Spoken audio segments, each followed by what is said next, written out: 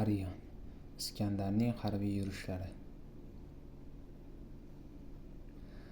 Bu kitob haqida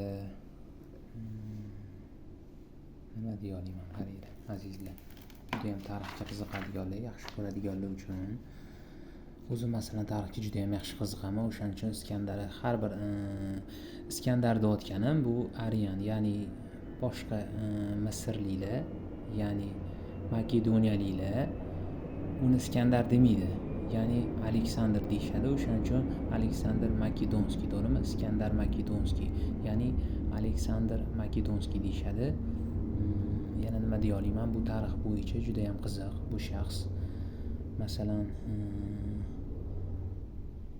20 yoshda taxtga o'tirgan bo'lsa, agar adashmayotgan bo'lsam, 20 yoshda taxtga o'tirgan bo'lsa, 32 yoshgacha yashagan bo'lsa, 12 yil davomida shu taxtda o'tirgan bu hukmdor. Yoshligi bo'yicha barcha iloji boricha manbalar, yana nima deydi, asosan unaqa fantastika, boshqachasiga yoziladi. Bilasizlar, o'zi o'ylab topadi odamlar. Masalan, qahramonlarni nima deya olishadi? Qahramonlarni Yovuz deyishi ham mumkin.